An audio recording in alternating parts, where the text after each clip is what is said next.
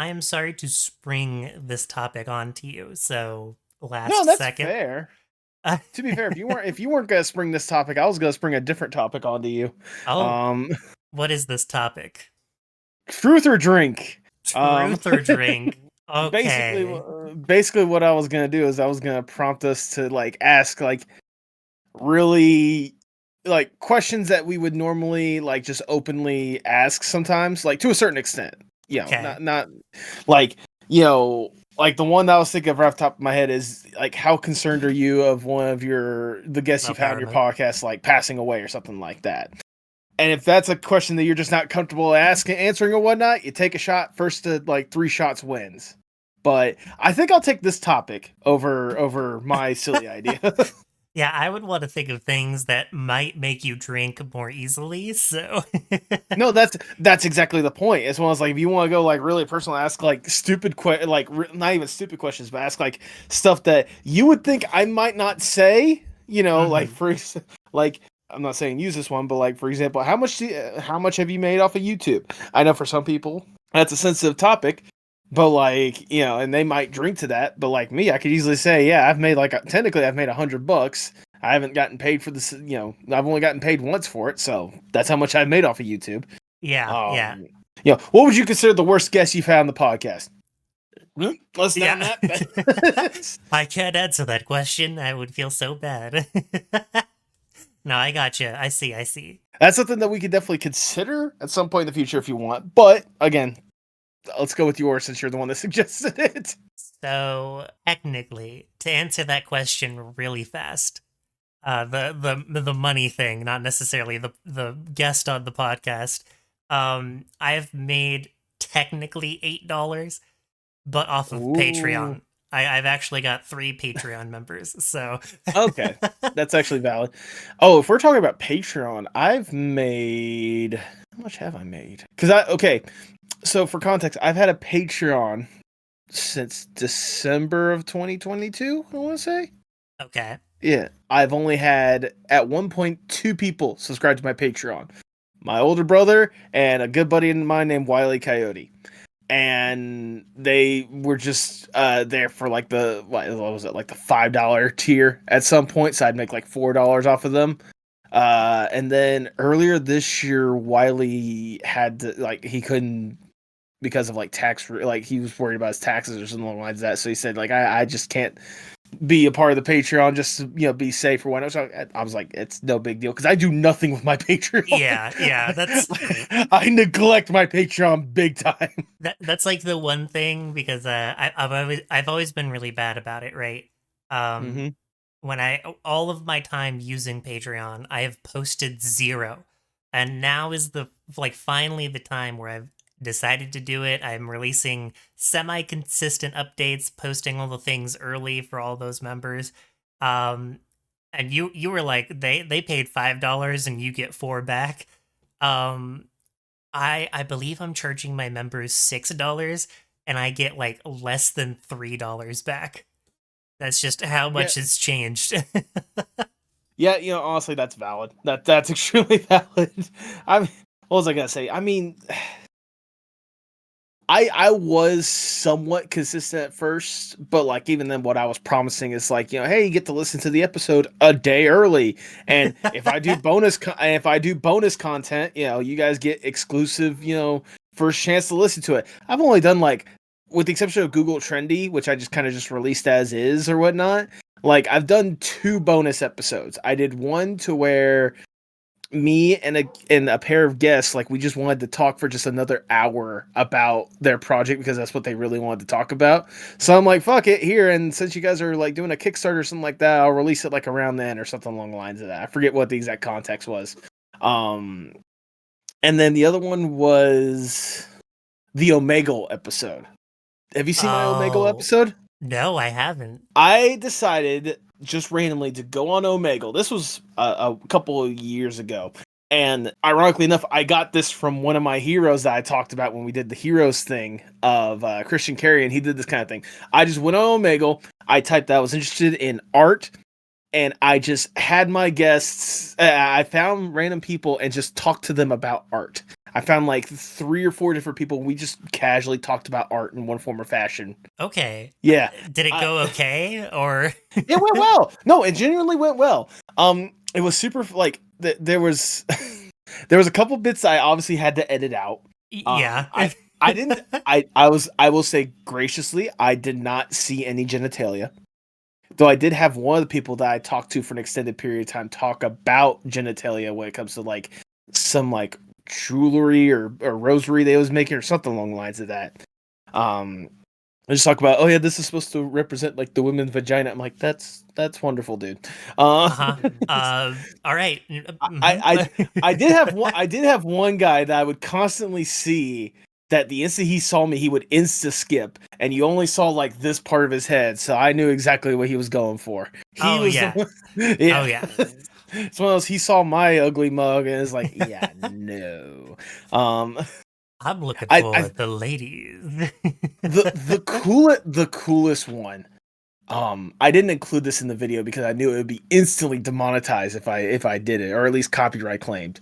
But there was a guy in a random studio, like painting something. I forget what exactly it was, but he was like he had some like tarp or whatnot. He was painting on it or something along that, and he was blasting some Tyler the Creator. So like I heard that and I just started like bouncing along with it. He was bouncing along with it when he saw me bouncing along with it, and I was like, oh Oh, god, oh, oh, yeah. oh, See, this oh, is what I was talking about. pause. Okay. You're going into the great beyond. This is what I was talking about. This is what I'm petrified about. Yeah, like just painting along or whatnot, rocking the Tyler the Creator, like bouncing with me or whatnot. He's like, hey, like I'm just like, ah, that's incredible. I tried to ask him like what he was working on. I was like, you have a good day, man. Just skip past me or whatnot. I'm Oh, like, dude, I was chilling, like I was rocking, like you were doing cool shit, man. yeah, you're on Omegle and you're painting for me. Why would you skip? Yeah, exactly. But I, oh well. I gotta find that clip because I know I made a clip about it. I at least posted it on Twitter. I could share with you like the original like Omega episode. It was really cool. It was really chill. Like not everyone that I chatted with was an artist, but it was cool to actually like talk about art with people. Oh I yeah, wanted to do I wanted to do more Omegle stuff, but then I got lazy about it, and then Omegle shut down. yeah. You missed your opportunity, your chance, and I don't. We don't have I any think chat equivalents now, right? Or I think they've. I want to say that like. I'll say I'm gonna look this up. Omegle. Oh yeah, okay. That's what I was thinking of. I believe it's the same people. I believe it's the same people or whatnot. But there's one called Ome TV. OME TV. okay. Uh, I believe it's literally supposed to be like the same thing. I'm just gonna look at. The dream is still alive. You have plenty I of could. opportunities. I could. It's literally right there. I literally could. I definitely got to take advantage of it at some point because that was a fun thing to do, like just as a bonus thing. I have to work on some of my stuff because I want to do like retrospectives on the videos that I've already made. Hmm. Just unedited, kind of uncut, just start to finish and provide that as sort of a like behind the scenes thing, like what I was thinking about while I was making the video. Uh, Right. and even though it would be like one of the easiest things in the world, I am ultra lazy right now, and it's been bad. But Mood. It I is a don't mood. I don't know if I'm stopped because of burnout or if I'm like I don't. It's hard to figure out where I'm sitting. Well, I mean, also on top of that, like you're already juggling like a lot as is, you know? Yeah, Like, yeah. When like I you do, when I put like, my like schedule together, it is every day, start to finish, is pre-planned, and it's hard to stretch beyond those boundaries, yeah, unfortunately. So, yeah, exactly. It's one of those like you're already stretching yourself thin, and you're already scared that you're feeling some form of burnout. Like let's not add more than you need to just yet. Like let's wait till you find a good place where you feel like you're in a good, comfortable rhythm or whatnot. And if you want to take on a little bit more, the opportunity is there. 100 more Patreon followers and subscribers, and Oh yeah, no, I like you. Like just saying that alone, like I'm pretty sure anyone would be motivated to do anything. yeah, it's like the goal is to work up to a point where I can quit my job in favor of a Yes. part-time job and like actually do content creation more and then eventually stamp out the workload entirely and start only working on content creation. But the problem is, I gotta sacrifice to get there, and that's where I'm at, baby. Yeah, and speaking of free time, sacrificing, and all of that, I think it's time that we take a drink and segue.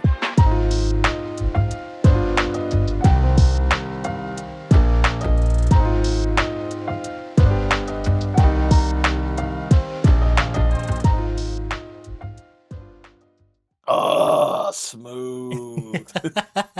I did cheat a little bit. I apologize. My stomach is feeling a little off today, so I've brewed myself some just Mm, decaf coffee, and I'm enjoying myself with the light acidity. That's about all I can do, as opposed to my only beverage at the moment, my only alcoholic beverage, the whipped vodka, which doesn't go down very nice. I But mean, fair. That's why you need to invest in some Tennessee honey. maybe I'll consider it during this week. I've been it's been hard pressed for me to even go to the store. That's just how busy I am. But Yeah, that's fair.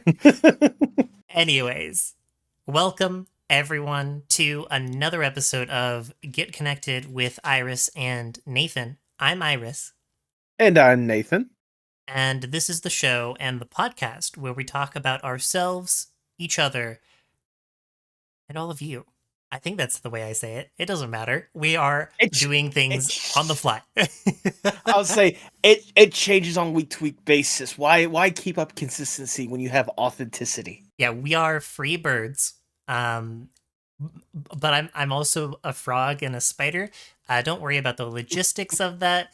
It's not anything weird. I'm a VTuber. That's just how we are, and a human. Well, I'm just I'm just I'm just here for the food. you know, we could say technically, Nathan, that you, what we learned last week, you are technically a flesh tuber. I Um, I am I think I have a little bit too much flesh for the tubing. You think anybody wants to take some of the flesh off of this tuber? Listen, there are actually a lot of VTubers out there, which we might have to bring on another guest for to talk about the wide range of VTubers that there are, Hmm. because we didn't talk about that last time with Grandpa. There's a large scene of VTubers of just different shapes, sizes, people who represent their weight class and everything, and I think that that's awesome. We get representation in a new form that most like flesh media, we'll call it that. Most flesh media doesn't represent, and I think that's really cool. I think we kind of illustrated it a little bit when we talked about like some of our favorite VTubers or some of the most unique looking ones or whatnot. Hmm. But yeah, we could have it a whole entire another discussion just based on like the wide range of VTubers that are out there. Oh yeah, 100%. But I didn't even get to segue into the thing I meant to segue into.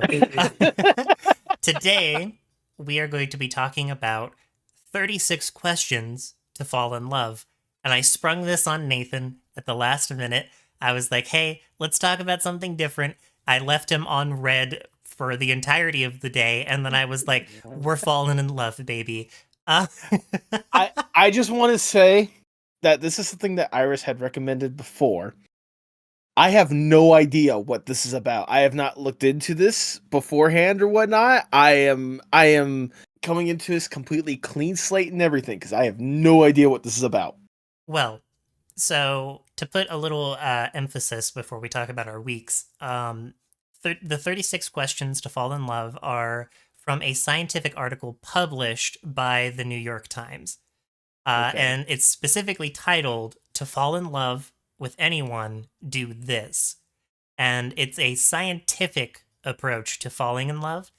Of course, give or take whatever you want to believe from any of these sources. That's up to you. I'm not going to be asking you all 36 questions because we'd be here all night. Yeah, So no. I picked four or five that we could bounce off of each other back and forth. Okay. So we'll see how far we can get with that. But something to note is that a large majority of these questions have a big theme. Um, The first theme is death, Oh, and lovely. how you would handle it. And Okay. the other theme is just mostly talking about your partner, and it's more more catered towards like your partner is in the room with you while you talk about Right. this stuff. Obviously, our partners aren't here. We might have to have them come back on a return episode just so we could do this for funsies and ask those questions. So I've picked some more generic questions for us today.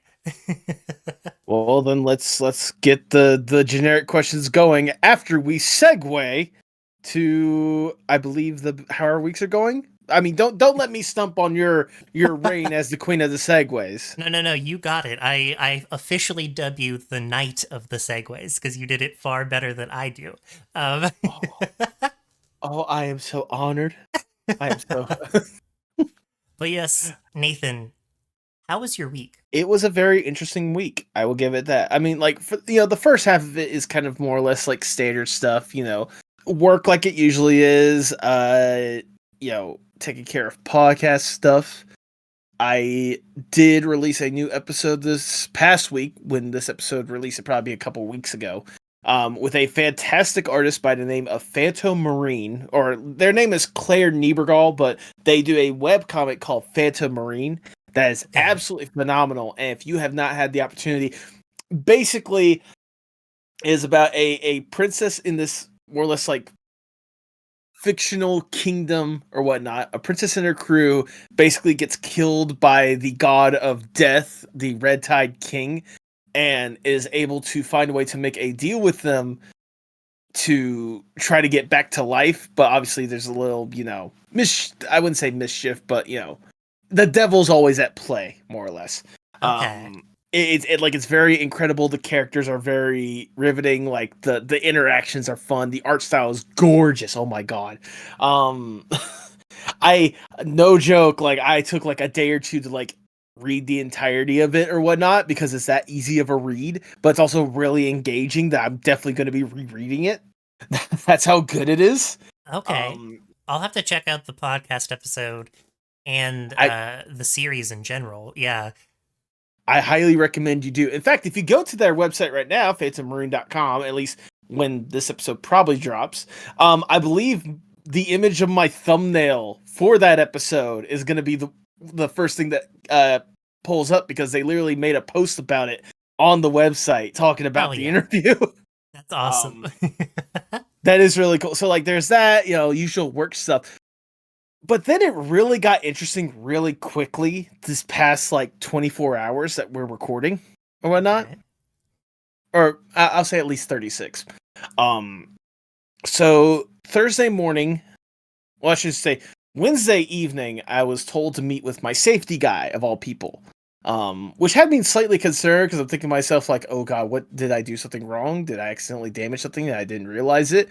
Did they finally catch me using earbuds and such? I mean, no, why would I use earbuds in a warehouse situation like that? Anyways, What? Sorry, I couldn't hear um, you. My earbuds were in. What was that?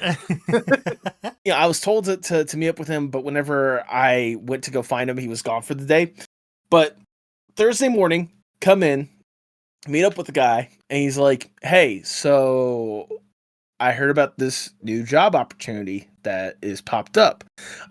They're looking for they're looking for someone that uh has a good handle when it comes to filming and editing and stuff along the lines of that. They're trying to do stuff that's like um basically showcase videos for some of the equipment that we have, instructional videos so that when new employees come in they have an idea of what should be expected instead of the training that we've been having or whatnot. It'd be simpler just to have them in a like in a room and having them like watch the instructional videos and such.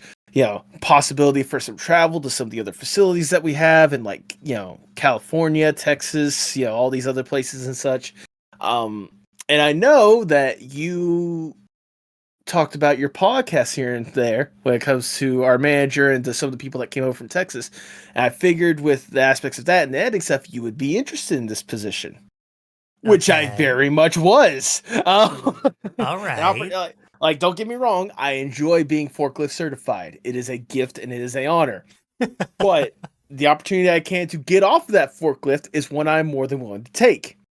Uh, so I applied for the job that evening. This morning, I got several pieces of good news, but Okay.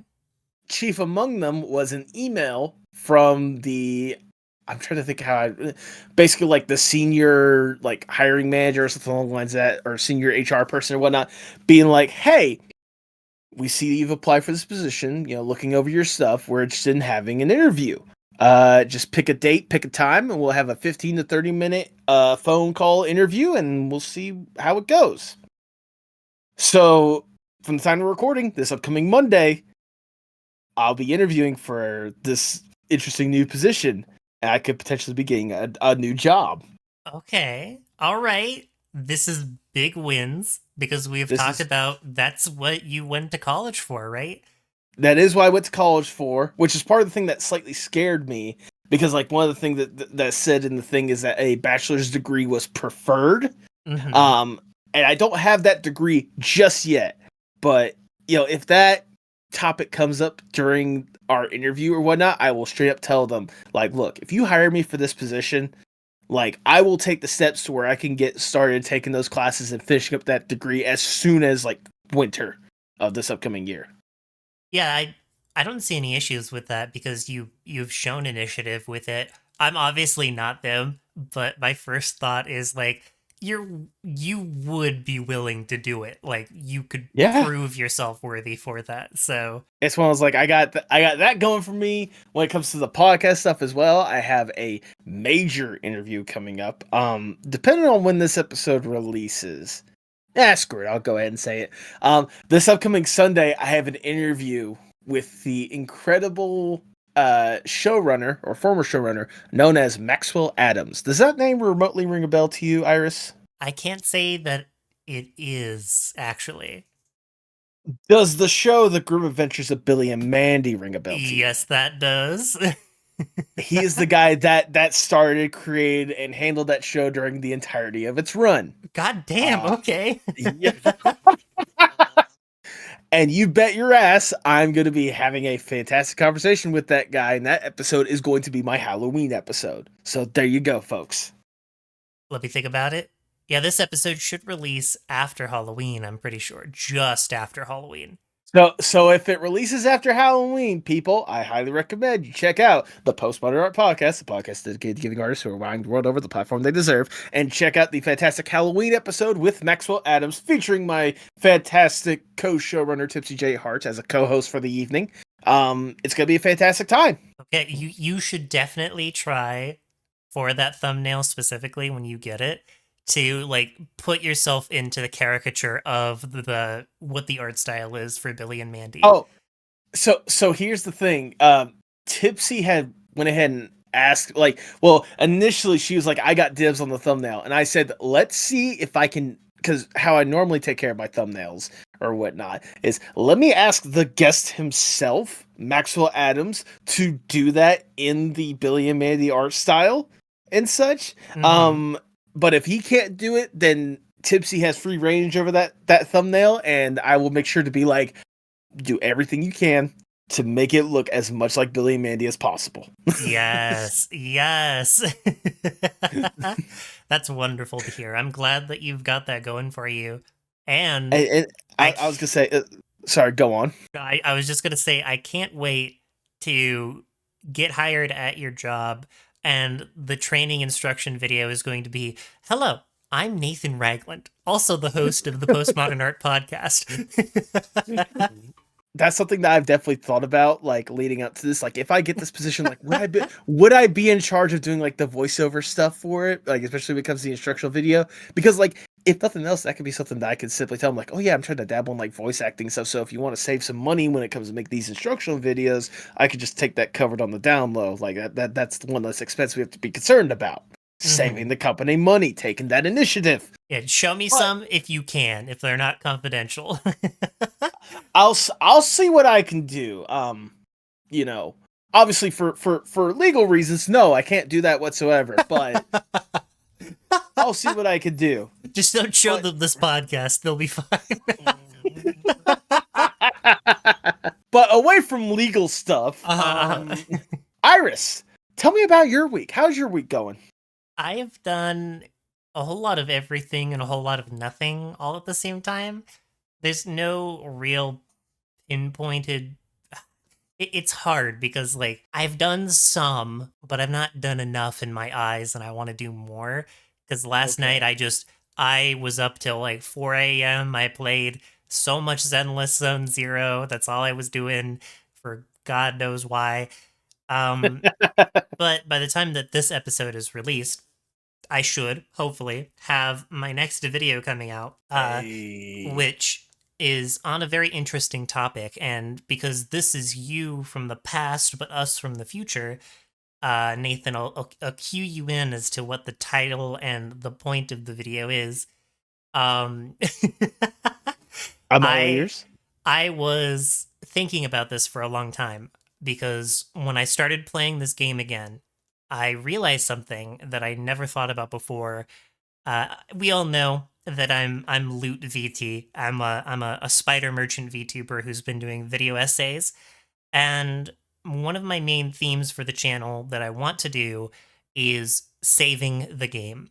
So how the game Okay. saves is a very it's a pivotal topic for me because Okay. I feel like people don't talk about that mechanic, even though it's very taken for granted, if that makes sense. I kind of get where you're getting at. Just kind of one of those like is a feature that is key for some that people take for granted, but especially whenever there's the lack thereof, i.e., any of like the Souls games or whatnot. Like I know what was it with Elden Ring or whatnot. It was a major thing about how there was like no save areas or something along the lines of that, Yeah. or pauses or pauses. That's what it was. But regardless, something so important yet is taken for granted, and so you want to like delve deep inside like just like how important it is and such.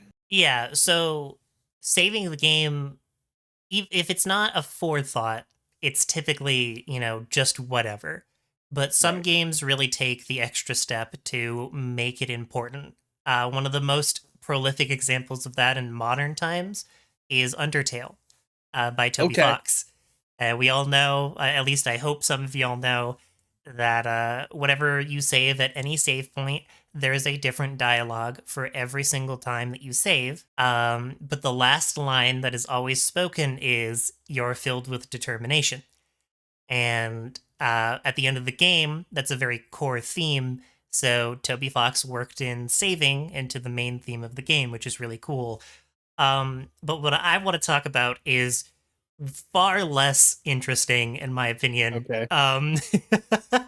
It is how Ocarina of Time is the only game that saves the way it does. Interesting.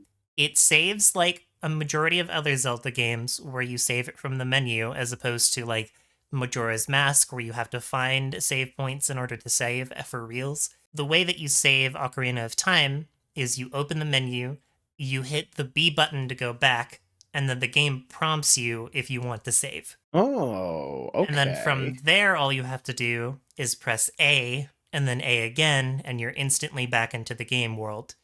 And I find that very intriguing because instead of having you menu over to, say, like the save in the bottom left corner of your menu, this is three button presses to save the game and then you're back in it. And that has a lot of like weird implications to how you approach the game, even if it was something that's just like, this was the first N64 game that we've done on this engine and it might suck. Um, but I won't spoil all of it. That's a large portion of my script, so I'll leave it Okay. at that. But that's hopefully coming out, and I just commissioned Lady of the Dragons to to make a thumbnail in the style of Ocarina of Time, and she is going Beautiful. to try her best to emulate it. Um, so I'm very excited for that. And aside from that, I should be back to streaming at this point, over on twitch.tv/lootvt. That is where I want to be and what I'll be doing every Monday night and then Tuesday and Thursday at 1 p.m. Pacific Standard Time. That's my stuff. That's what I'm doing. New redeems, new emotes, new everything. A whole new look. and I've made 60% of the assets, and I'm just waiting on 40% of the rest at this point. Hey, you know what? That's still progress one way or another. I'm certainly excited to see how it's gonna be like to see you like coming back at this point. Obviously, when this episode drops, I would have probably seen it by now and just been like, "Oh," but I'm certainly excited to see how you're gonna be showcasing this new chapter into the Ludiverse. The Ludiverse, I like that, but I have my own thoughts on it. I can make it work for myself. Yeah. Um, and I am so autistic that saving the game becomes my hyperfixation. Just how bluntly you were just like, I am so autistic. Listen, I should probably go and like officially get a diagnosis, but I am almost positive I have something. There's something that I in my brain that makes me think slightly different and focus slightly differently. And the journey to discovering that has been fun, but that is not the topic of the video. Granted, a very good topic of a podcast would be that for another Yeah. day. Um, Self-diagnosing ourselves. well, maybe. Okay, there is some value to self-diagnosing yourself. No, Um, absolutely. Like I say that casually joking, but there is like some sort of value of it to a certain extent to where like if you feel I'm not gonna say confident, but if you feel assured in your self-diagnosis, maybe you should take the next step to possibly seeing a doctor if that's possible. Like obviously I say it like half jokingly. Like I just thought it'd be funny as just like the name title of just mhm. self-diagnosing ourselves. It would be an interesting topic for sure. Mhm. I don't know if I could talk too much about it. Maybe my own past experience that like I thought about it later in life and I was like, oh, yeah, yeah, Yep, yeah, that yep, makes yep. sense. I, Mhm. I get it. Now I understand why I'm so awkward and weird. uh, but but anyways, falling in love, Nathan. That's a hell of a segue. We will you fall in love with me? See, Iris, that's where the trick question is. I already love you, homie. Yeah, it is true. We do love each other very much. Because something that like I don't think a lot of people talk about. It has been talked about before. Love is it expands beyond just romantic feelings and being intimate with a different person. Heck, being intimate in general is the word intimate refers to a well-founded knowledge of something. Right. So you can be intimate friends that are very close, that know each other very well. It doesn't necessarily have to be, in a relationship, the modern day definition of what a relationship is. So wait, what you're saying is you don't want to start the polycule with you, me, Pinch, and Christine. That we can talk about it. Communication's key. Remember this. Like, Communication is key. The thing is with me and Christine, like we always like okay, she loves to constantly joke about like seeing us like just a first impression of a person, like just like either someone cute or someone sexy on TikTok or like someone that we share autism with in one form or fashion. She loves just always ask me, "Can we keep them? Can we keep them? Can we keep them?" And I always have to remind her, "What is my rule?" She's like, "Consent is key." I I do the she, same. I was she's also I said that to her one time and she constantly joked, "I know people aren't Pokemon." I'm like, "That's yes, but no." Like You're almost there. Gotta catch 'em all. But anyways, love. Love, specifically 36 questions to fall in love.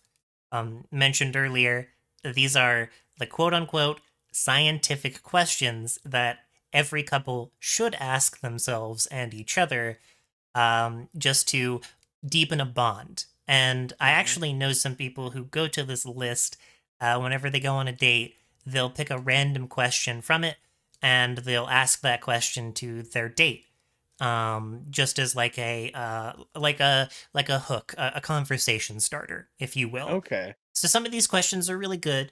Some of these questions are really deep, and I don't. I don't want to say that any of these questions are particularly bad, but I don't think that all of them fit every scenario. I don't think you should Okay. ask all 36 questions in a row. Definitely save some if you get the vibe from somebody that one of them might not work out. Um, Okay. so I have picked up to five. We might not ask all of them today. We'll just see how it goes. But are you ready to get started, Nathan? Ready as I'll ever be. Okay, so this is the second question on the entirety of the list. Okay. Would you, Nathan Ragland, Mhm. like to be famous? And in what way? Oh, okay. Okay. That is actually a pretty impressive question. Yeah, it's Um, not necessarily about love, but not everything no. has to be about love, you know? Right. Right. I okay. Do you want to go first, or do you want me to just go ahead and just say what comes to mind? Because I know you've had time to stew with some of these questions, but You know, okay, I'll make it easy because as opposed to an interview, these are extremely deep questions, and you would usually say things to like give your guest some time, as you know, to think about the what question. But I was I will say, I mean, it's not like we're not unfamiliar with each other at this point. Like we are very good friends at this point. hmm hmm So I feel like asking a question like this is not impossible for me to answer. In fact, like the more I talk about it, the more I've kind of already come to my conclusion of the answer. If I may, go for it. I want to be famous up to a certain extent. I Okay. don't want to be like internationally known, like hyper famous, like a Tom Cruise or a Will Smith or a Matthew McConaughey. I don't want that level of fame. I want to be like one of the people in a very like prominent part of a community that people have that healthy, keyword healthy, hmm paranormal relationship. Like they are Wait, like paranormal? yes, yes, as in like or sorry, parasocial. You know what I meant. Paranormal.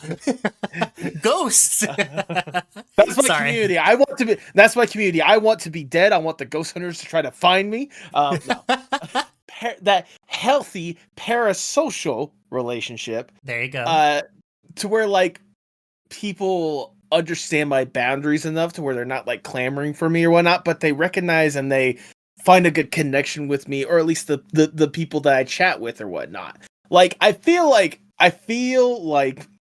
with this field that we have dedicated ourselves to, Iris, like online content creation, there isn't that small hope in the back of our heads that like, oh man, we if we just made it, we would be good, we'd be set, hmm like we have no problems in the world.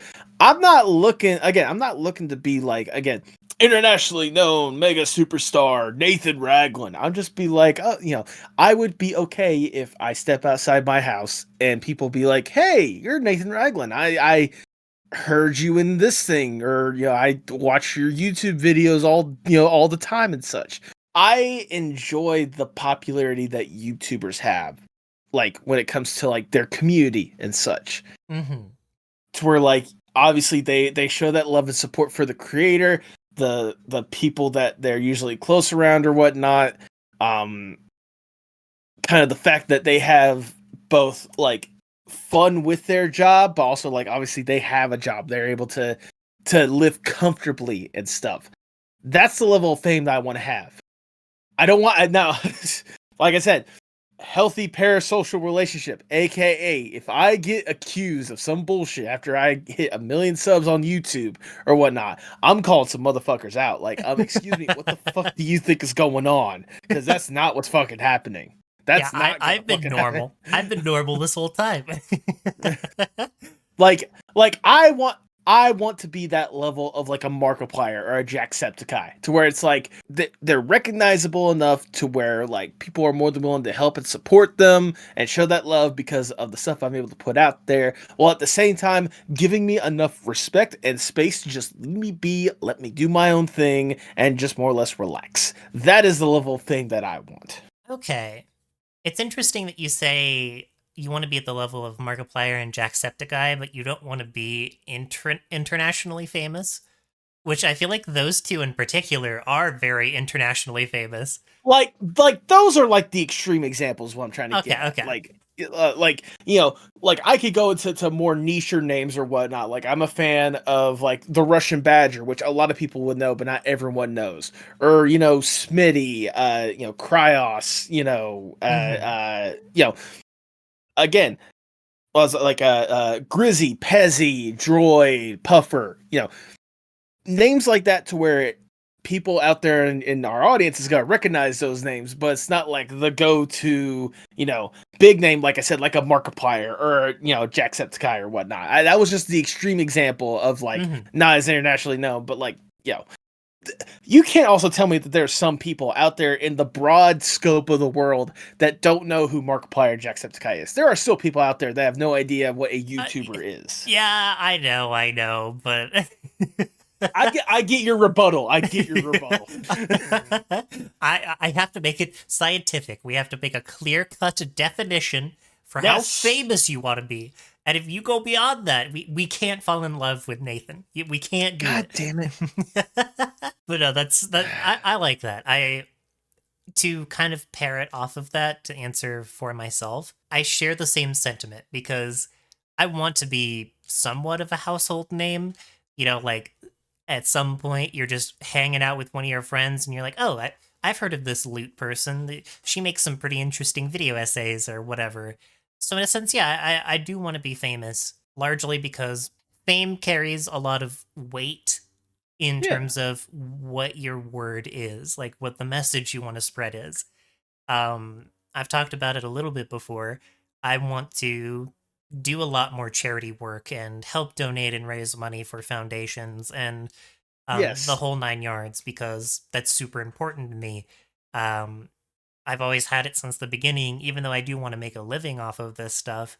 I want to be able to turn it back around to the people who have helped, to even going as far as like, oh shit, one of the people who watches me all the time, they just lost their car or they just lost their house. And being able to be like, let's find some way to help out, some minuscule things that we can do at the level we're at, or as much as we need to get them transportation and get them shelter of some kind. That's like the dream. That's like I would be so content and happy and be able to die with zero regrets if that was the level I was at. Right? Exactly. Like, because you see, again, like you see, like certain YouTubers out there, you see certain like streamers and VTubers out there that are able to use their platform to like help certain people or whatnot, or like get people to the point of where they need to be. I mean, how many YouTubers alone do you see doing like some sort of like charity thing, or how many streamers do you see like doing some sort of like charity stream or something along the lines of that? You know? Hmm. God, and to be able to, and I'm sure that you can also feel this as well, but to be the face of good amongst Yes. the sea of bad that we have right now. I hate that I had to be right about this, but people like Mr. Beast and Logan Paul Yep. Yep. Yep. finally showing their hand, and it's like I knew, like, even though Mr. Beast does a lot of good, there's a lot of bad that he's started to do and be open about, which is really sad. And that motivates Hmm. me in terms of spite to to be better than them. Even though they're I'll probably never reach up, where they are now today. But I In, digress. in a in a world of the streamers and YouTubers like today, we need more of the names. Like this could be ironic what I'm going to be saying, but we need more like a terrorizers and stuff. Instead, which if you know Terrorizer, Brian Michael Hanby, like one of some people would consider him like a good OG name or whatnot, though not as prominent when it comes to like the Vanos gaming crew or whatnot, Hmm. if that name rings a bell to people. But like I constantly see him doing like live streams and like charity stuff and like I know every single year, come November, he's doing like Movember charity streams like all the time or whatnot. Hmm. We definitely need more people like that, less people like a mini lad in this world. All right. Yeah, yeah, yeah. It is sad to say that there's a lot of bad YouTubers. It is actually become a meme at this point. Like, what's the YouTuber starter pack? Oh, talk to children. Yep. That's been going around, and it sucks to Ha- see. Uh, how many times have you seen like the TikTok or the meme or whatnot? That's like YouTubers the instant they hit 1 million or yep. whatnot. It's it's so sad. It's like, what the fuck? And we could talk about this as well, like Yeah. to great lengths. It, I it I can sucks. I, I I can also say that like an idea that I've honestly wanted to talk about with the podcast. I need to put this in our episode idea things or whatnot. But something I'd love to talk about is just like clickbait, just in Oh general. God, yes. Especially when it leads to people like a Logan Paul or like a Mr. Beast or whatnot, and seeing the power they've been able to get because of clickbait and such. Oh yeah, no, there's plenty to talk about when it comes to that. So that was the second question, on the 36 questions to fall in love. Allow me to ask you the 12th question. Oh, we're jumping deep into this one. Yeah, All we're right. we're going in. We're going in. If you could wake up tomorrow having gained any one quality or ability, what would it be? You can't toss me that one. That's that's a toughie. Hey, this is Damn. what it takes to fall in love. Okay, I want to hear your answer before I come up with. Well, I'm trying to think of mine. Oh God. If it had to be an ability, because I feel like I have good qualities overall. I'm nearly 27 years old. I've got Mhm. myself pretty down pat, I hope. Um Okay. an ability that I want that I probably won't ever have is just perfect time management. If I knew how to Oh. manage my time effectively, I would be unstoppable. Honestly, considering the fact what we had talked about beforehand with Hmm. your stuff or whatnot, especially with how you are leading up to this new video that you want to do, leading up to your re-debut when it comes to streaming and such. Like, yeah, no, time management. I get where you're coming from. Yeah, if I had good time management, I would have been popular like 6 years ago. I'm not gonna lie. Well, I feel like part of that is time management, and a part of that is also just luck. Because you can't, like, you can plan out everything individually perfectly to a T. But if you just, like, your own personal time management does not always guarantee that you're going to be at the right place at the right time to hit it big, you know? That's true. And that's also why luck is a skill. And Hmm. not necessarily the factors that go into play, but it's the recognizing an opportunity for you to take. Right. Um, and that is something that I hadn't thought about before either. So I do have that now. I think it's not like a well developed skill. I don't have a lot of opportunities passed towards me, but You're still growing it more and more. yeah, like just recently, we had a huge Twitter policy update, and it Yep. was finally the time for everyone to be like, all right, we're going to jump ship over to Blue Sky, which is just better Twitter. And now that that's happening, it's the best time to do it for a multitude of reasons. Yep. And it is also not just because of the block policy or the AI generation policy, which is, that's a big factor, but there's so many other things to take into account. This is really big. Like it's a nice to see the community shift into a safer space. Um, Yes. so that's an opportunity that if you don't hop on that, I don't think it's going to be very beneficial to just stay on Twitter. I'm just saying, uh, listen to me. Maybe someday when you make it big, you could reference this podcast. Please subscribe to us and everything. There you go. I was gonna say I know for me, at least the time that I'm recording, I am keeping the Twitter for the time being. Though I will say I feel like in the short term future, sometime within the next month or so, I'm just gonna get rid of Twitter Partially because like especially the AI thing. Like the blocking thing's one thing. Like, it sucks, but freaking Elon's gonna be a little prissy pants baby whenever he wants to and see it and see just all the shit talking his kids and everyone in the world is saying about him. But for me it's more the AI aspect of it. Considering the fact that it's going to all these different AI, all these accounts and training its AI. My biggest issue with that is not my own post because I make probably the same post. Like I probably for the untrained eye, I could seem like an AI person unless they actually like look at the replies and stuff.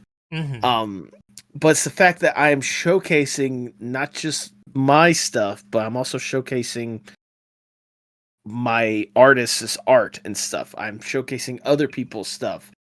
And I don't feel comfortable having that AI take other people's stuff that I commissioned for more or less and like using it to train its bullshit. Like Yeah. that's not something I'm comfortable with. So that's why I'm probably gonna be getting rid of Twitter.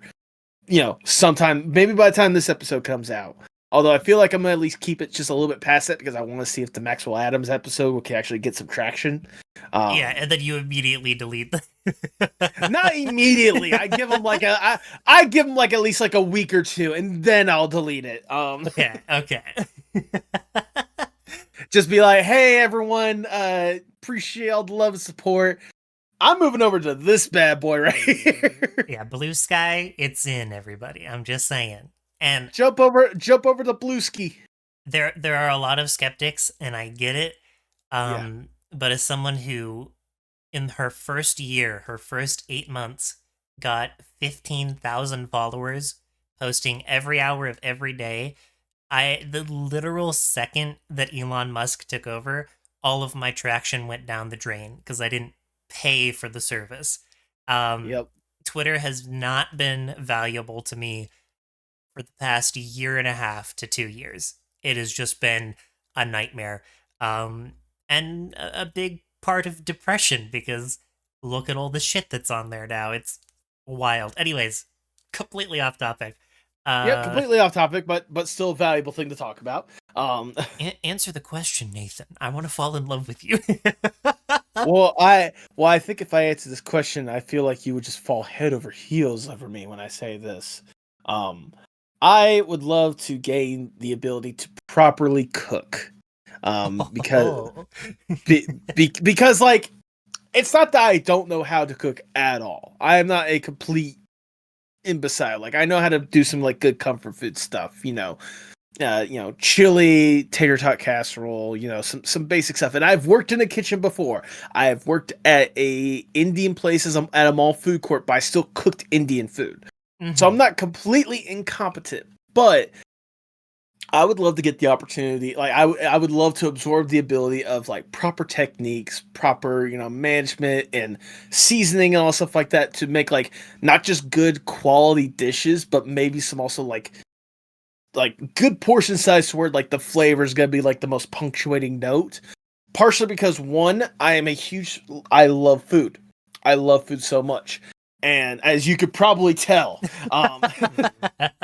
which is another major thing. Like if I can get like portions down right to where like the flavors like the most prominent part, not the portion size, maybe I could lose a few pounds. I would not be against that. Trust me.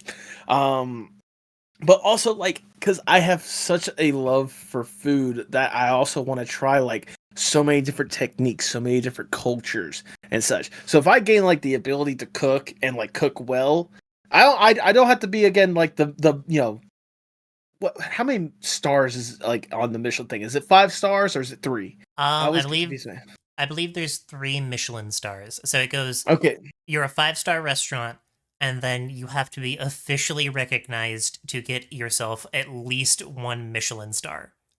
okay. Well, I don't need to be a 3 star Michelin chef, impressing Gordon Ramsay with my beef Wellington or something along the lines of that. I don't need that level of like, I just want to like competently like step into the kitchen, know exactly what I'm doing, put together a good, wholesome, like delicious meal from whatever culture that I want to try or whatnot. Like, if I could do that, I'll be happy. Okay. Okay. It, it might not be something that you can do overnight, but I have a Yeah. lot of resources over my many years of cooking because, hello, I'm a chef. That's what I do. Hi. Uh, I I, I I I, I'll say sorry. I know like more than anything else, it requires me to actually step in the kitchen and do a little bit more than just pop open a package and toss in like the air fryer or the little mini oven or something along the lines of that. I am fully aware of that. I think part of it is also the fact that like I still live at like my parents' place or whatnot. So like I don't feel as comfortable like stepping outside of my range and just being like, hey, let me try cooking this random thing like here or whatnot. mhm. So there's a lot of resources that I can direct you to. Okay. Um, Two books that I love. One that I can't remember the name of. I'll send it. I'll put it on screen and I'll send it to you later because I feel so dumb that I forgot this. It is a catalog of all flavor profiles that exist on the planet, Ooh. and Ooh. they talk about what flavors go well with other flavors, and in between all of that, they have a lot of food theory. Um, Okay. One of my favorite tidbits of knowledge from that book is there's a restaurant in the book that they talk about. I again forget the name of the place, but their whole ideology is to subvert your expectations. So what they do is in the back of the house they cook pancakes, right? As an example, they take those pancakes and then they puree them back into a batter, so you Okay. have pancake batter that has already been pre-made, everything is cooked. And then they take that and then they with brain You with got this. an extremely cold pan, like negative Okay. degrees cold pan, they come out right in front of you and they pour it into the pan. And because of how cold it is compared to how much warmer the batter is than that cold pan, it sizzles. So your Ooh. brain, while you're watching this, is, well, this is going to be a hot pancake. And so they reform the pancake via a cold press, and then they serve it to you, and you eat it. Your first bite is it's hot, but it's actually a cold pancake. That is so weird. I love that. I And I love don't know if that. it's good. Because when you hear it, you're like, "Oh, cold pancake." I don't know about that, but they make it work. That's their whole gimmick is I mean, subverting it. I mean, like cold pancake, probably not. Freeze dried pancake, though. Just saying. Mm-hmm. Mm-hmm. And the other book that I recommend that I do know is On Food and Cooking by Harold McGee. Okay. Um, that is like my number one dork pick for food science. Because he delivers it like a diary, but it Okay. is just about the different, like, just, it's not every food, it's not everything that exists on the planet, it's just more generic things. Milk, where does milk come from? Why did we start using milk? Why are people allergic to milk? Did you know that we don't really think about it, but all humans are technically allergic to milk because we're not meant to be drinking cow's milk. We should only have the milk from, our parent. He goes on and on and on about that, and it's so cool. I love it. I love that stuff. I love learning about, even though I'm terrible at chemistry, he talks about all of the different chains and proteins in milk. Thank you for providing me this opportunity to talk to you about milk. Oh, absolutely. Absolutely. Like this is you understand, this nerd shit is the stuff that I fucking crave as well. I love hearing nerd shit like this. Yeah, I'll sit down. We can bring up some passages from the book sometime, and we can learn about them, share knowledge. Because, God, the section about honey is so awesome. I Oh. love his honey section. It's awesome. You have my attention now. For another time, perhaps, but we've got some Another time. questions. We've got some questions to answer. Okay. All right.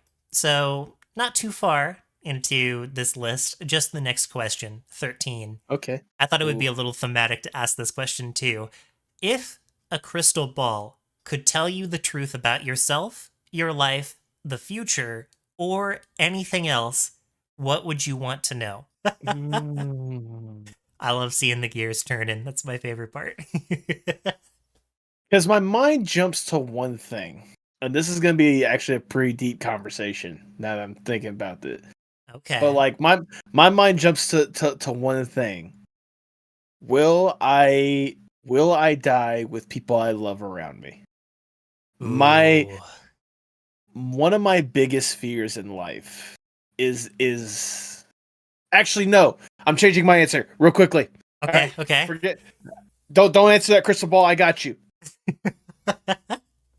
When I die, or even after I die, will I have made the world better than when I entered it? Oh man.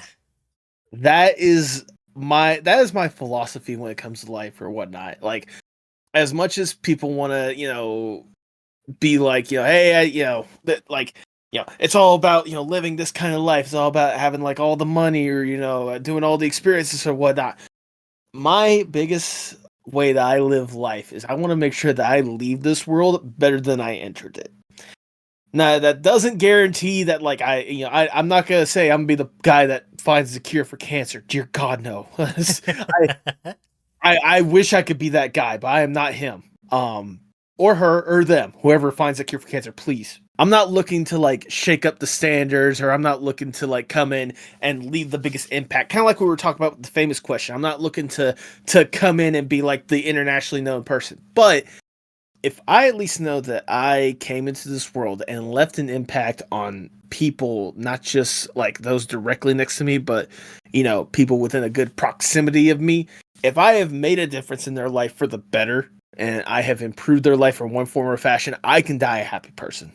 Hmm. That's why I go forth and do stuff like with, the postmodern art podcast or whatnot, because I feel like what I'm doing there could leave an impact on people, whether it's like the artists themselves that come onto the podcast and get a chance to really reminisce about themselves and feel a little bit more confident about themselves, or people that are fans of these artists, like hearing their stories of how their favorite artists like had their own trials and tribulations, their struggles and their triumphs, and encouraging them to go forth and try to go maybe not directly the same path but along a similar path and take those steps to be like their favorites or whatnot.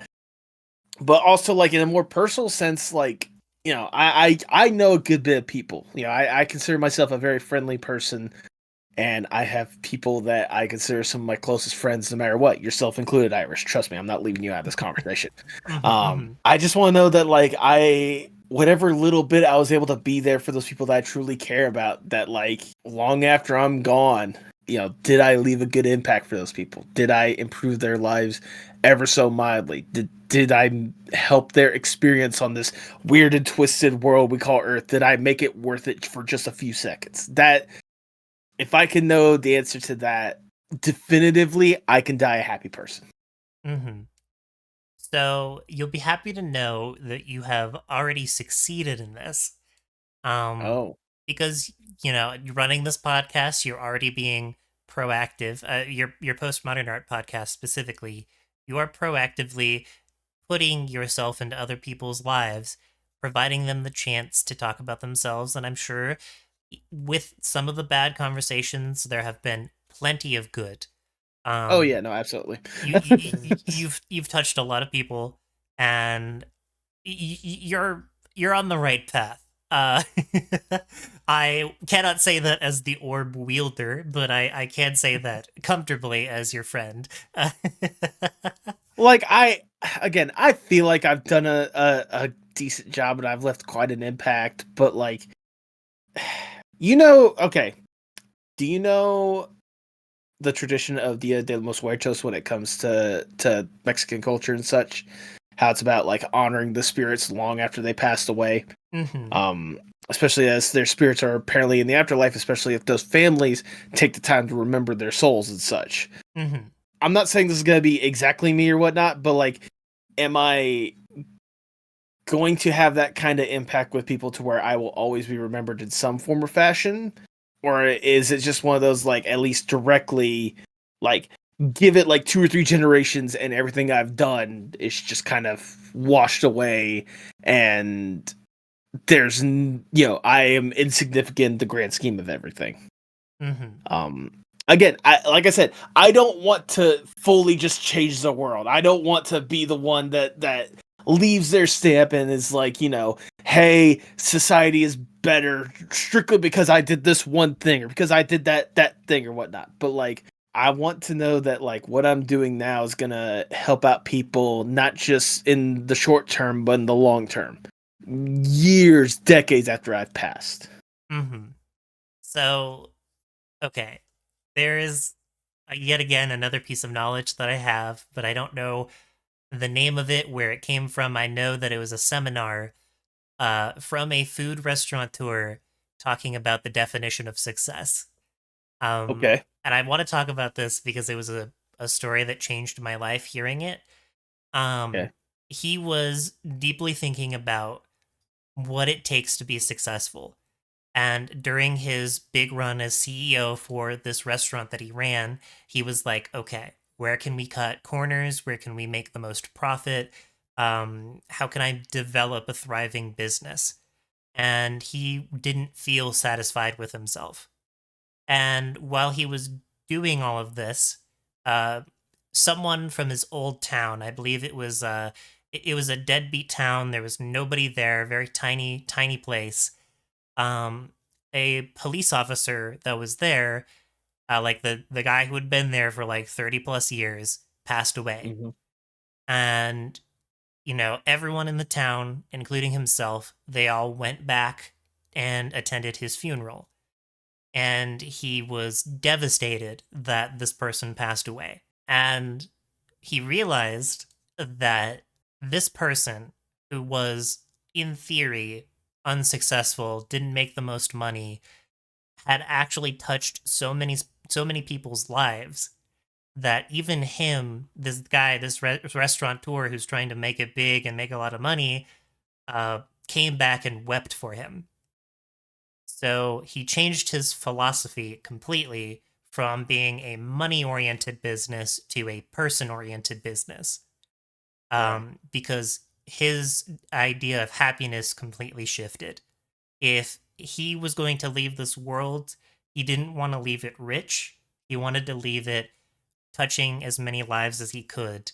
And they do. I have to find this seminar because I took college courses for this for the 2 weeks that Oh I wow. did. He installed bathrooms in his restaurants for his employees.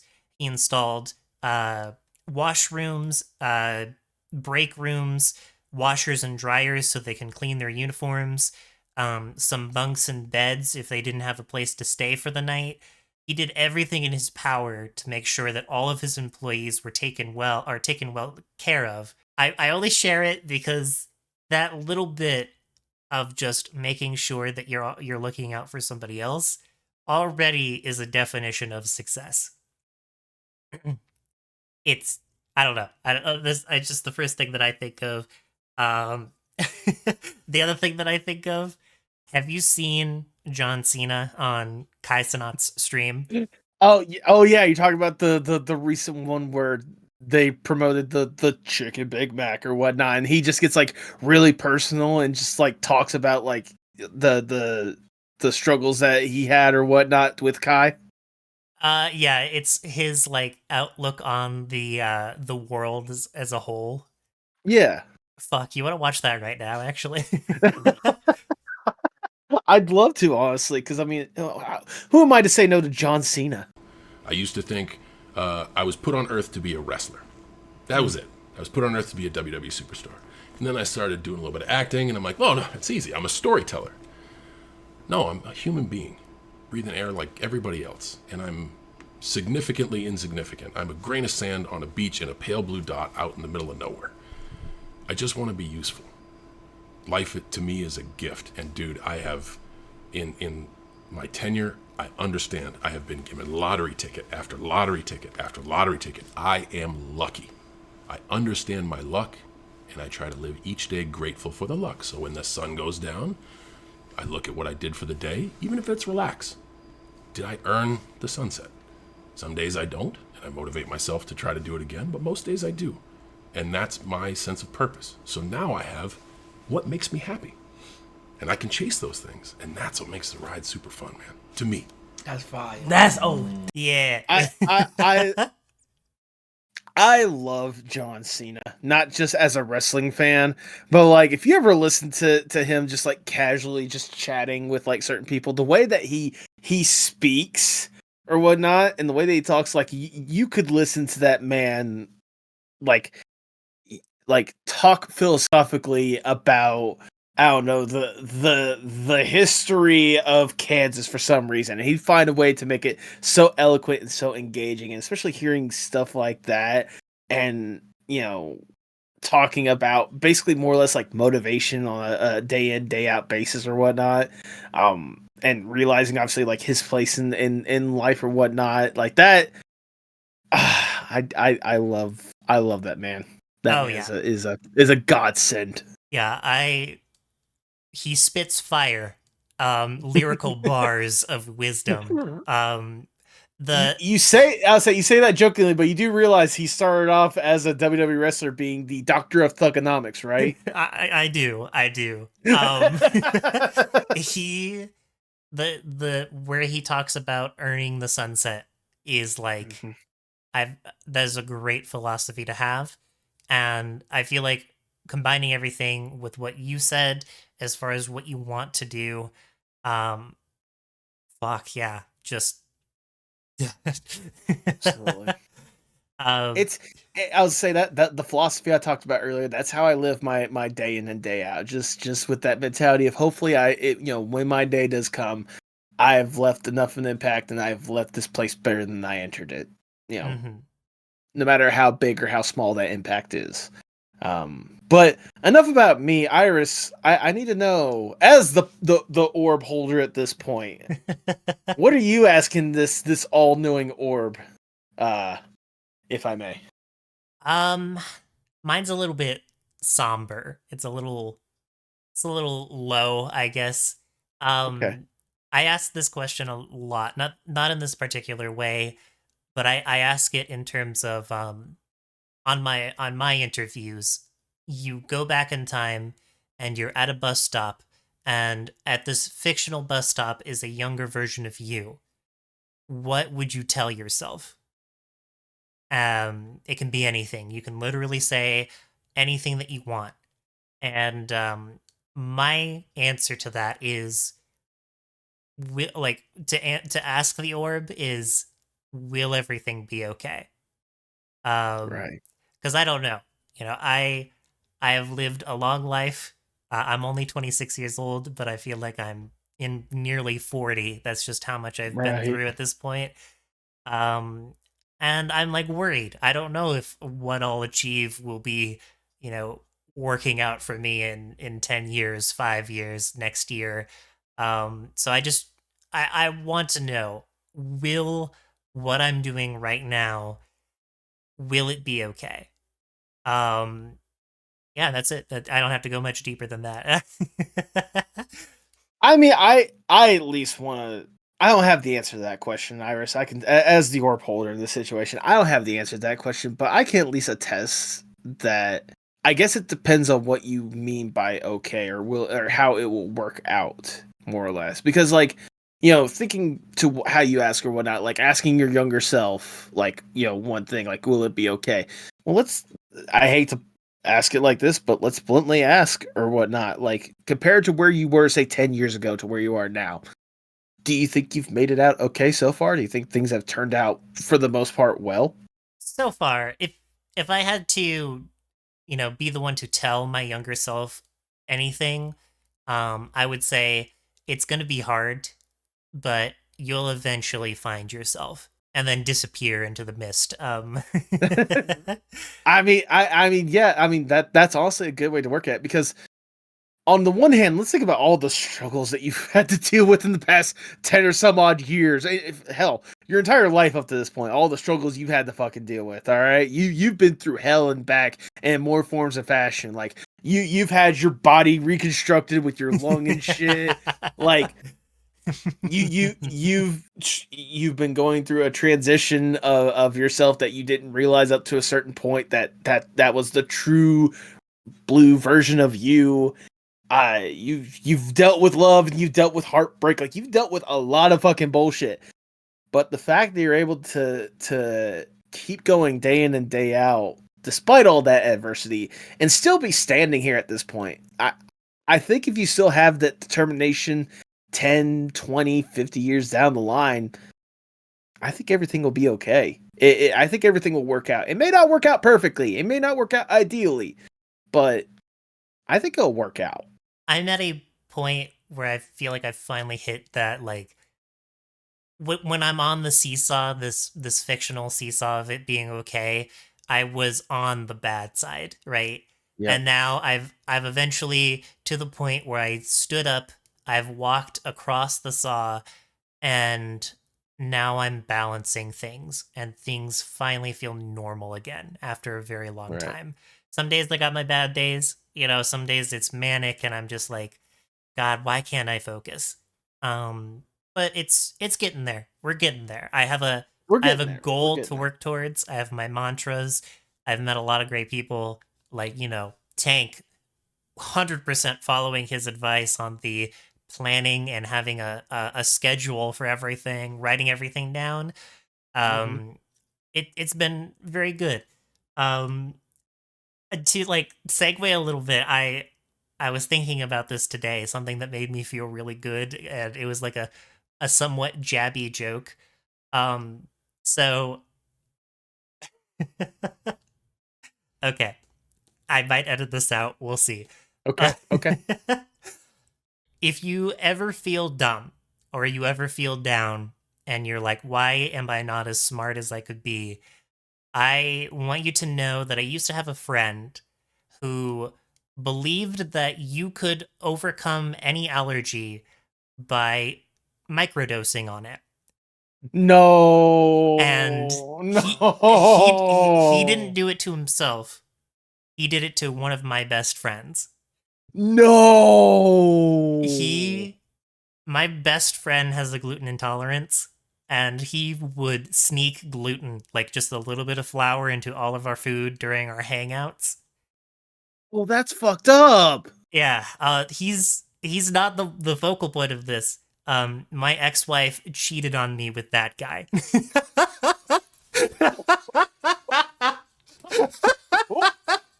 Like I thought you were going down one path, and then you just T-bowed that with the other allegation. Oh shit! Oh, oh, oh, fuck!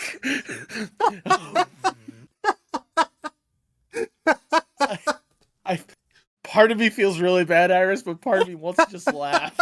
No, it made me smile today. I was like, "Wow! Oh my god, that happened."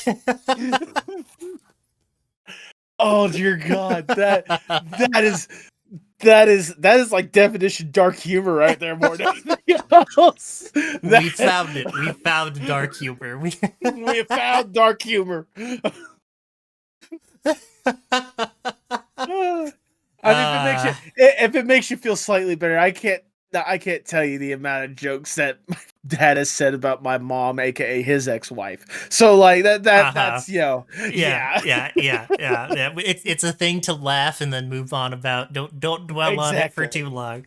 Um, So let's move on, shall we? okay. Last question. This is another big doozy.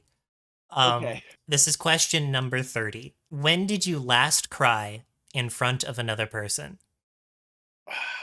You might have to go ahead and give your answer because I have to think I have to think about this because like part of my issue is as much as I am open about crying, I'm usually a person that cries to themselves. There is a Uh, second part of this question, which is just when was the last time did you? Oh God, when did you last cry by yourself?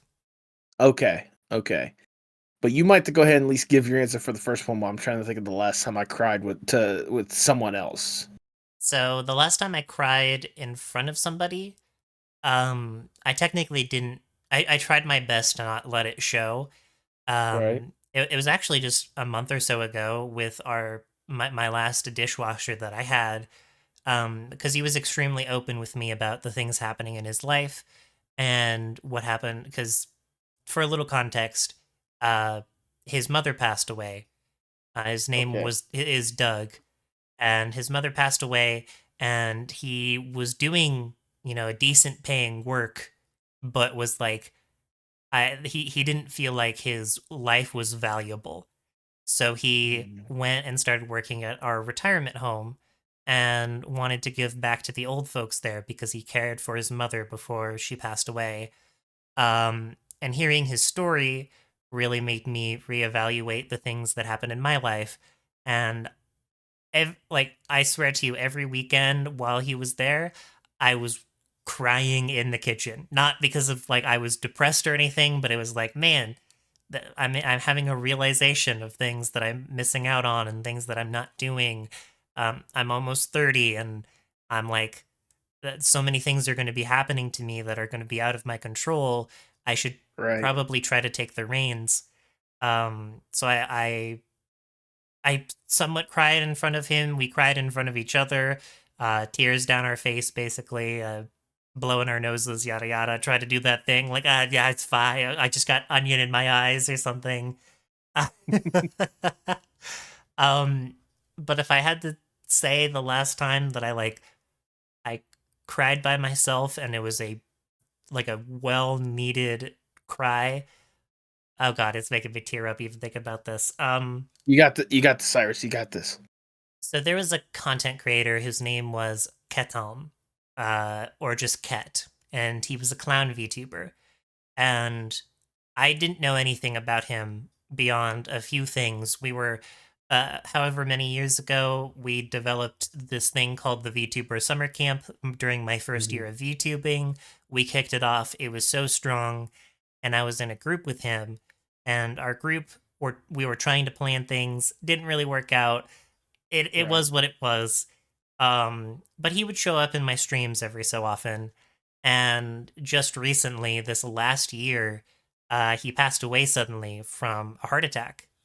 Right. He had a lot of asthmatic issues, and he worked in a place that had a lot of sawdust, and it was taxing on Oh, his health. It was so bad. It was a mixture of asthmatic and the heart attack. Um, it so sucks.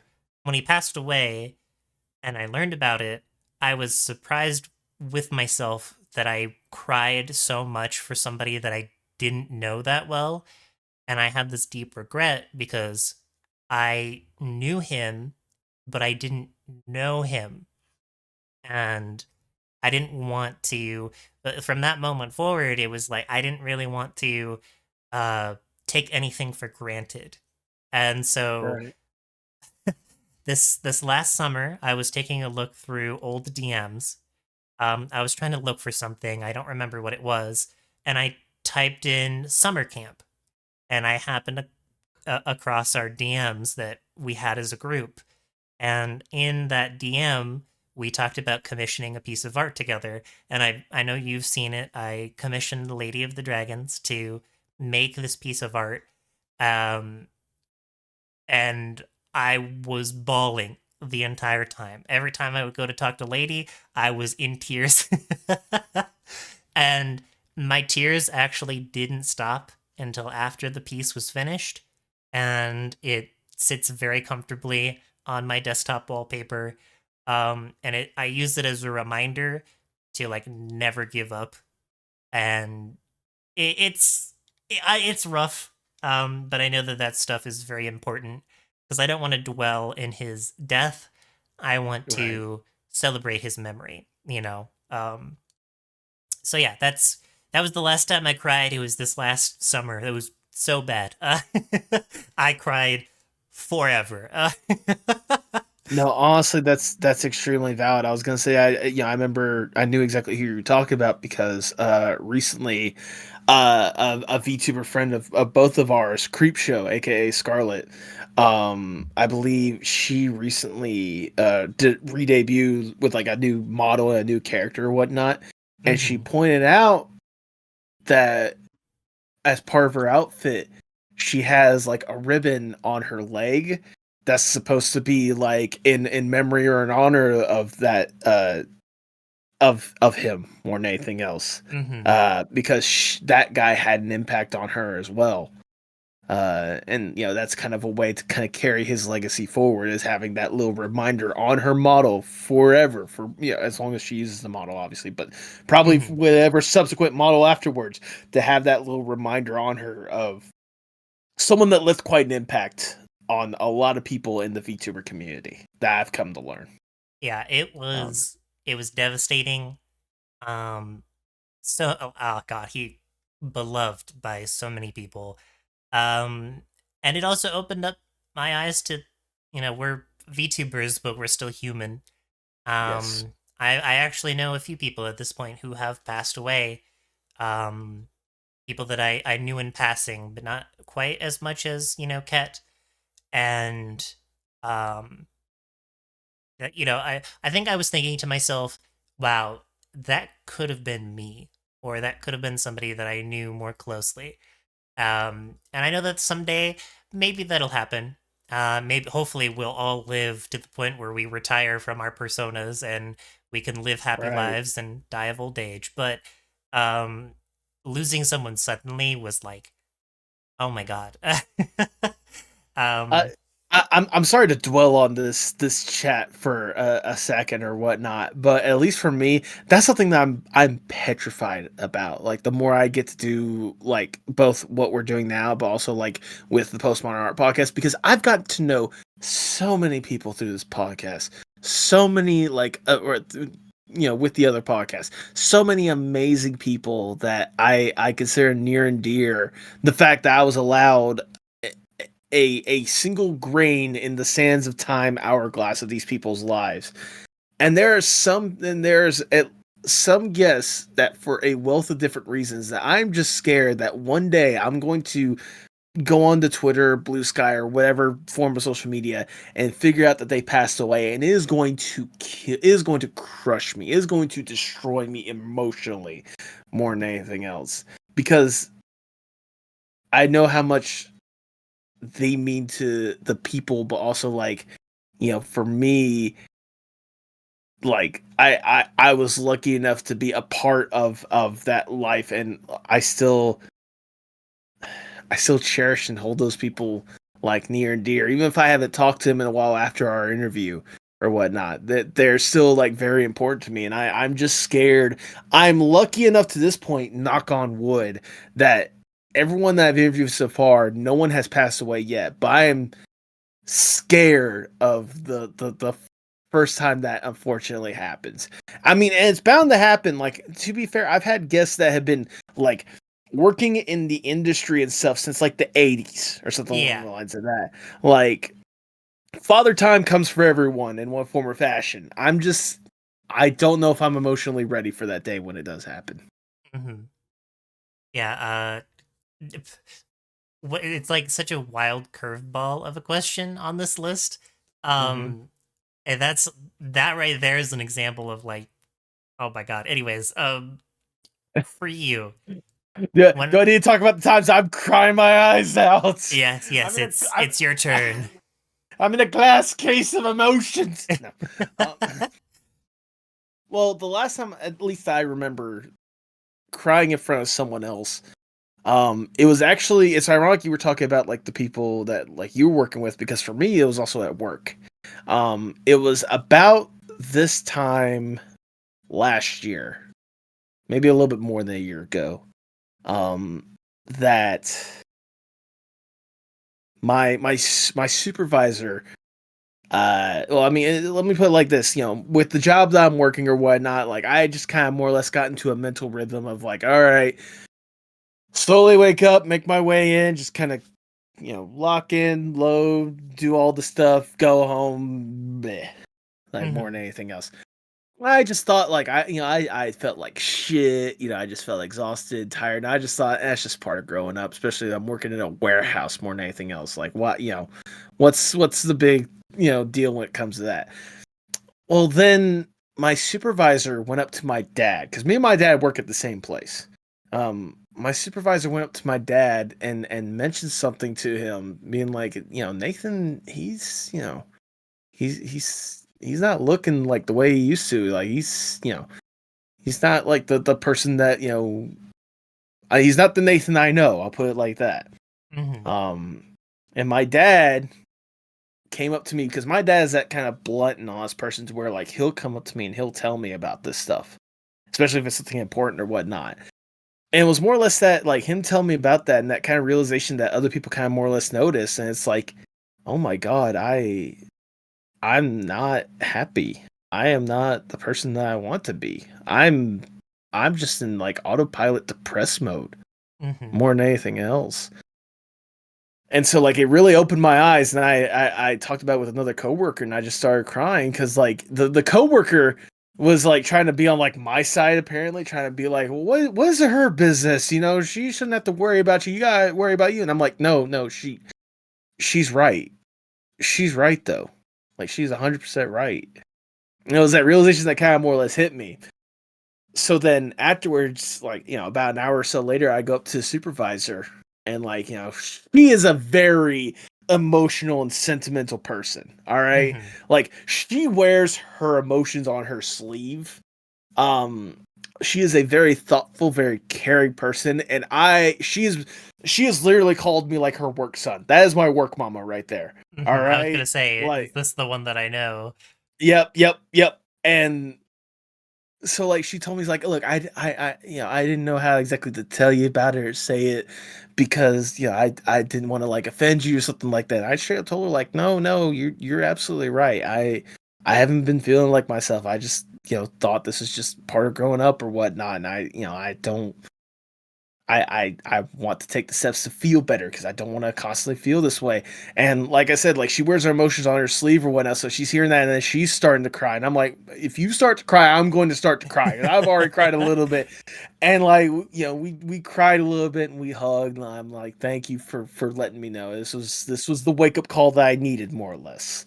Mm-hmm. Um, like to be fair, it was either that or like at least with that situation, I'm so glad that it was crying over like I guess a good realization as compared to all the other times I've usually cried in front of people, which is usually me crying in front of my dad because he's usually getting on to me about something, or the last time I remember crying with my dad, which was after my grandpa passed away. So take that as you will. Mm-hmm. Yeah. Uh but that was like last time I can remember crying in front of a person. Last time I cried by myself. I I'm trying to remember more than anything else because I like I'm also a person to where like I wear my emotion on my sleeve here Mm-hmm. and there and such. I'm trying to like I feel like if it was gonna be like at any sort of point, like I know I've cried to myself sometime within like the past year or so. Like there's no doubt about that. I'm just trying to remember like what exactly it was about. Like Mm-hmm. cause like I've cried over like being overwhelmed, thinking like why I gotta deal with all this bullshit. I've cried over my dad. Again, I'm a grown ass adult, but my dad could still get on to me about certain things like, hey, you should really consider doing this, or that like he's not as bad as some people are. It's like trying to tell me what to do because he also realizes I'm an adult. I'm no, you're gonna do what you want. You gotta live with the consequences of this stuff. I'm just trying to like, hey, this is what I recommend or whatnot. Like I've cried over stuff along the lines of that. There's a wealth of different things. I just can't pinpoint the last time that I did it. Like I'm not. I probably should be crying more often. Yeah, it's interesting. Like crying in general is a very important human release. Like Yes. a release for a lot of people, to be fair, that we should tap into, but for Mhm. some reason we have it in our brains, like a work, something that work has forced upon us, like don't cry on company time, the take your Yeah. break first, stuff like that. um it's embarrassing, but Yes. it really shouldn't be. We all have things that's um we should have an episode about this. A lot of episode ideas springing from this episode, but toxic masculinity. Oh yeah, that's a good one to talk about more than anything Um, else, especially today's society. yeah, I can talk at length about it, you know, even as a trans woman, because that's also an expectation that's put on me as someone who Yep. is under stealth and lives in like a quote unquote normal life. I have to live as a man while I'm at work, you know. Right. Um, because I'm not ready to share that part of me. But I'm just kind of surprised at this point that people don't catch on with my long hair, my slightly feminine face, the way that I walk, yada yada yada, yada, you know. But Hmm. toxic masculinity is like huge. There's also toxic femininity, where Right. crying is also seen as like a sign of weakness, or just, you know, being catty, or not being able to handle certain situations. We see it so much in politics. It is Yeah. insane. This normal human thing is a sign of weakness, even though it should be technically a sign of strength, because you're Yeah. processing an emotion to go through it, even if it's in front of somebody else, you know. Um, yeah, that was my whole shebang. There we go. Episode done. No. No, I just at least wanted to say real quickly, at least like tail end of what you're talking about earlier. Like, yeah, no, toxic masculinity is a whole entire fucking discussion. Yeah, we could have a whole entire episode just talking about all the BS that comes behind that and such. But I mean, yeah, at the end of the day, I'm not saying how should I word this? Fuck. Yeah, these 36 love questions to fall in love have hands. They're throwing punches. Yeah, yeah, they throwing punches more than anything else. At least for me, I guess like my main thing at the end of the day when it comes to crying and all stuff like that is like I know that if I need to, I can find my place, especially in here, and just take care of that. Because that's something I have my own personal space where I can let my emotions out or whatnot. But I guess I just need to be better about expressing that emotion more than anything else. Because I'm really good with my other emotions. Hmm. Okay. So Okay. I think a good lesson to take away from it is cry more. You yeah, don't actually have to physically cry. Internalizing something and just taking the time to feel uh like something related to it without shedding a single tear. It's the same process. It's just when we cry, it's just that release. It just happens, you know. And it's so important to deal with your emotions. Don't bottle them up, please. yeah. Speaking from someone who always used to bottle them up because, again, that toxic masculinity. I thought that I had to be the strongest person on the entire planet while I'm fucking crushed under 500 feet of cement. Um, just cry and process things. That's so important. Um, It just, I'm sorry, it just like hearing the thing, like just cry. It just reminds me of that one clip from The King of the Hill where Hank just calls Peggy a loser over and over again until she starts crying. you're a loser, a loser. But with that being said, that is all of the questions that I have picked out. And I would like to come back to this again to talk about some of the really deep questions. Oh The stuff that does talk about death in particular. Um, Maybe for when we're more emotionally prepared for a quite somber and depressing episode. We'll let yeah, no, everybody know. that would be. I mean, we'll at least make sure to have like a content warning at the beginning of that episode when we get there. But yeah, no, I think that I definitely want to come back to this topic and talk more about these questions because they, like you said, these 36 questions they got hands. Oh, Um, yeah. They throw punches, but love punches, if you will. Um, exactly.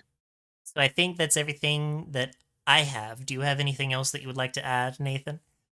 Other than my pluggables, I guess, because at this point, I think everything that we've discussed, we've kind of put it all on the table. Are Uh, we are we gonna call it that from now on? Or your pluggables, your pluggies? my pluggies. That That's that could go in one of two directions. Yeah, Hey, this sounds. that's not a phrase in the Bible. Oh, your pluggies. Jesus. You know, I think just out of spite, we're gonna call it pluggies. So here's my pluggies, folks. All right, let's hear uh, it. of course, you can check out my podcast on YouTube, Spotify, Apple Podcasts, wherever you can find fantastic podcasts, the Postmodern Art Podcast. Or if you want to hear more of me on the social media platform, just look up at Postmod Art Pod. I'm gonna try to get away from Twitter. I'm slowly but surely gonna just eat what last few drops I can get from that before abandoning that ship. So with that in mind, follow me on Blue Sky, Instagram, TikTok, usually with at PostmodArtPod with whatever special stuff they want to add at the end of it or whatnot, like Blue Sky does. Yeah, Iris, where can people find you? What are your pluggies? So my pluggies, as of right now, because I'm taking a little bit of a break from the Irisu stuff. If you do want to find me, I am at just Irisu pretty much everywhere. But right now, focusing in on Loot, the merchant, doing my video essays at Loot VT or Loot the merchant, wherever you would be able to find me. I also want to move away from Twitter, and I've kind of made that executive decision yesterday.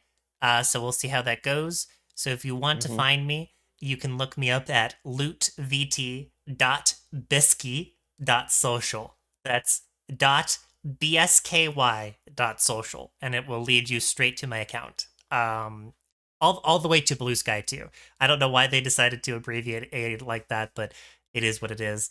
Um, if you haven't I seen think it, I was gonna say I think it's just adorable having the little especially with how you pronounce it or whatnot, the bisky. the I never bestie. even thought of it like that because I jokingly like to call Blue Sky was it Blue Ski or whatnot. Yeah, Blueski. um yeah, just because I think that's a funny way to pronounce it. It's Besky. Ski. And if you haven't seen it yet, tried to forward think for this, you need to check out my video. It's going to be titled, fuck if I remember the title. Saving Ocarina of Time. It's not going to be Saving Ocarina of Time. It is going to Okay. be the only Zelda game with this mechanic. Okay. So it's going to be a little vague, clickbaity, and that's the goal. Mm, So yeah, you could just search just, that up. sorry, I was just gonna go.